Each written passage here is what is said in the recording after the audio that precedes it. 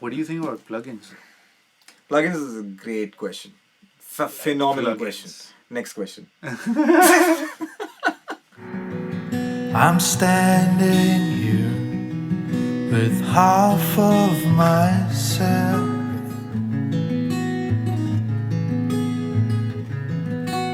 Welcome to TalkingLabz. Everyone, please give a standing ovation.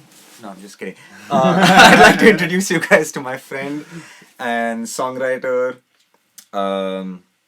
producer, beatmaker, lyric writer, arranger, live sound engineer, lightings equipment guy. Is that an official position? Sure. Lighting designer, I guess. Lighting designer, that's the one. This guy's Osvy. His name is actually Hrushabh Talapadatur. We'll put the spelling down here for everyone to read. Hrushabh and I worked on this song. Of course it's his song. He wrote the idea. Well, actually, I would say he had a pretty much finished written song. He had it on the guitar. He could sing it. He played it for me and he was like, hey, dude, do you want to help me produce an album at first? And we were going for a long walk around Boston. And effectively, we realized, no. So let's stick to one song. And the song that he asked me to produce for him was called Burden.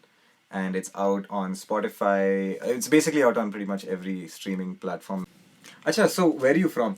Well, I'm from Mumbai, in India, and lived all my life in Mumbai, except for 4 years when I studied in Pune. And you lived in Pune for 4 years, and that's where you really worked on your musicality and guitar playing and all of that? Yeah, I mean, instead of studying and paying attention in class, I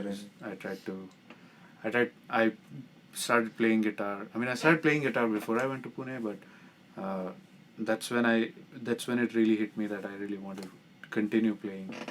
And that's actually when I started writing songs. So I would write just verses in just a book, but I didn't know how to play guitar. So once I learned how to play guitar, then I started giving music to the verses. So you were a poet throughout, like you were really interested in just writing I things. wouldn't say throughout, but I think I developed a liking for writing after like all the English tests were done.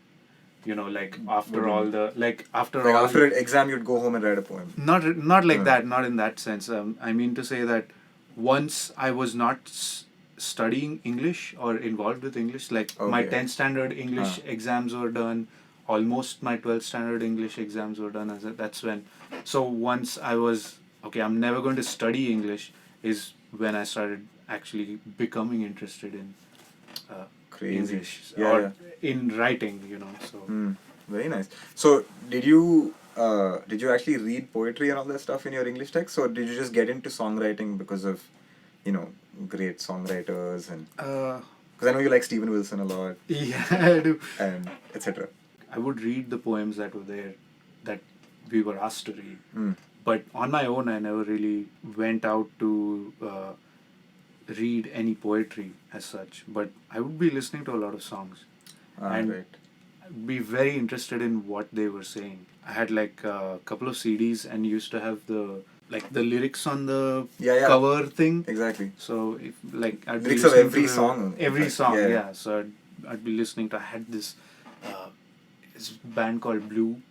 It was like a boy band from England. Or London, yeah. Blue, actually, I was never into, dude. I mean, Backstreet Boys. Blue was just always the elusive Blue. I could never listen to this. I mean, I never tried. The only reason I actually listened to them was because my father and I went into a music store. Not a music store, like a CD shop. My dad wanted to get some movies and stuff like that, or just something else. So, and I found this I've heard one song from these guys, so let me just get this CD. And so I got that CD and then got a bunch of Led Zeppelin stuff. But that's how it started. So then I started reading, because I would be like, what are these guys saying? It seems interesting, but I don't know what exactly they're saying. So then I found out it's the lyrics are there in the thing. One of the first sort of gateway drug into say rock music was Linkin Park, obviously. obviously. Right, obviously. Right, and then Yeah. after that, started getting more into like Pearl Jam and Steven Wilson, Porcupine Tree, and then Led Zeppelin. And along that way, I discovered John Mayer. And I Much think later, right? I'm guessing? Or around the not same much time? later, I would say like around the same time. But I think that kind of opened my world up to, oh, there's this thing called singer-songwriters, right? And there are a lot of them. And there's so many legendary singer-songwriters. So that kind of opened up the world to like the art of songwriting, if you can call it that. Which you were probably already doing. You just didn't know it was called that, I'm guessing. Like you Yeah, were yeah, yeah. sitting on your guitar and Right. I mean not on the guitar, whatever. You were sitting and playing and you were like, I don't know. Yeah, I would rather not improvise I my lyrics didn't right know the term songwriting meant Yeah. that. Writing a song. No, I didn't know that songwriting meant like, okay, you compose everything. Correct, Also, correct. what Yeah. I thought songwriting was just like you're writing the lyrics of the song. You've mostly done work solo or have you been part of like collaborative band type of environments? Like how do you prefer to write your music? Well, I prefer to write my music alone, but I like to work on producing it with someone.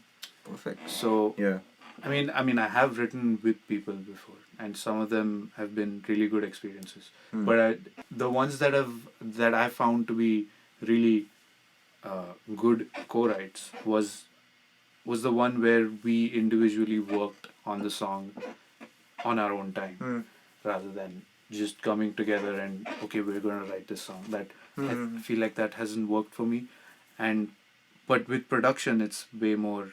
It's much more like explorative. I don't know if that's a word, but you can to me it's like, okay, this is another world, and I can see it. I can see the song through a different perspective.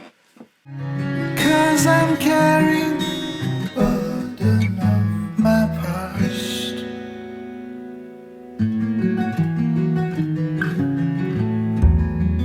Forever young, stuck in rewind. So let's talk about burden. This talk.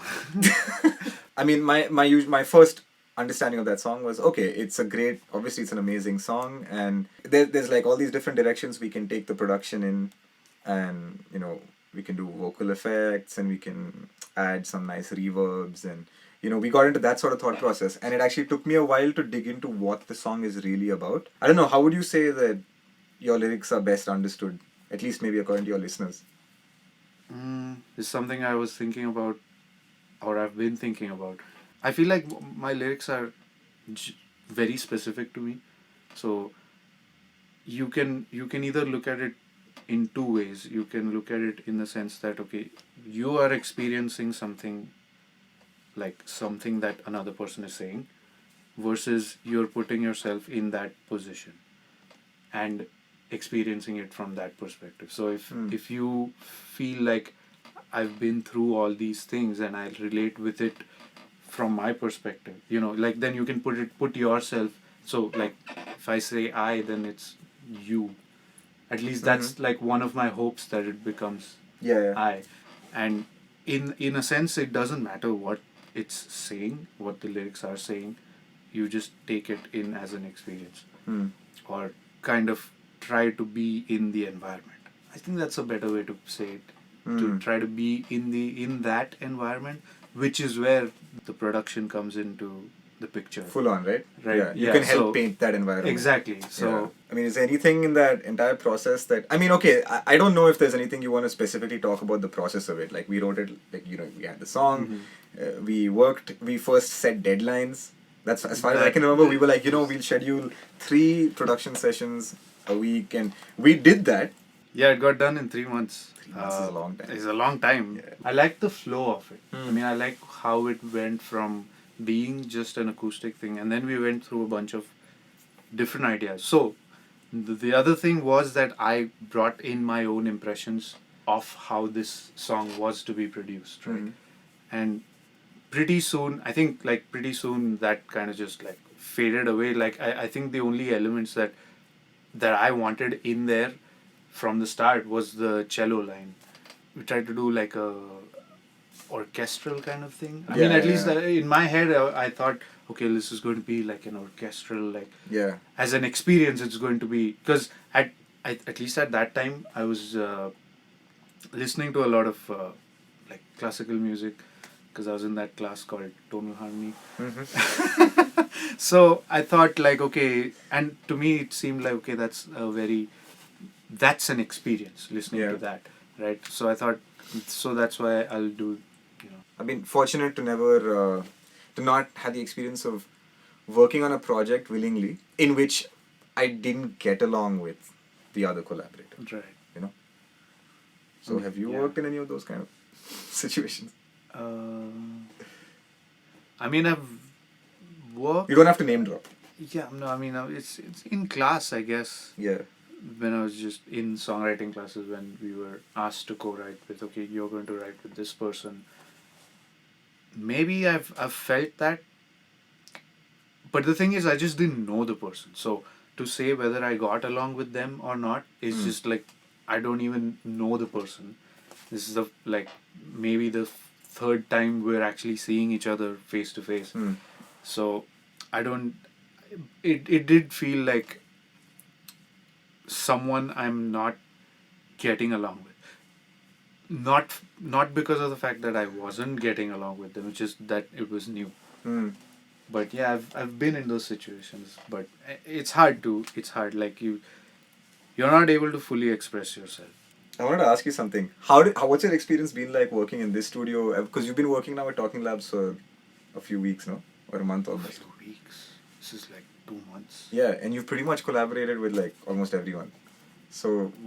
Well, I mean, in I'm some just form working or the other. here. Yeah. I mean, well, working here has been great. For like the biggest reason is that the space is really nice, and it's a good balance between an intimate space and a large enough space. You know what I mean? It's so nice to just have a room and just have everything there. And so if I have some ideas and if I want to work on something, the studio is free, I can come and work here and just kind of be on my own. Or if I'm working with, like, since I've been working on this new EP, so I've been working down here with other people. I'm working with JP, Karina, and you obviously. So it's been nice to be down here and have the space to move around, and yet not feel like I'm really far away from the action. You know what I mean? Right. Because I think one of the things I really like about what worked for me working here was that I could just get up and then just pace around the room. Yeah. And because, I really don't like sitting too much. So it was great to work here. And the other good thing was also that I knew everyone. Like, everyone is, we're all pretty close friends at this point. So I think that was another nice thing to have like people who are very open to ideas and very flexible with their time, and just good people to be around. I think that's one of the biggest factors, was that there's good people to be around here. So I think that's something that goes very well for this. Exactly. For the space. I agree, dude. So yeah, thanks to TalkingLabz and the entire crew there. Thank you to Kali, that little cat. Thank you all again for watching. Follow TalkingLabz. I'm guessing you're already following them, so just, they have Facebook page and all that stuff. Go follow them there. All these artists who work at TalkingLabz keep releasing music from here, so they'll have a bunch of music up on their website as well. Just check them out. They're a very cool space. So, see you. In rewind, forever I am stuck inside.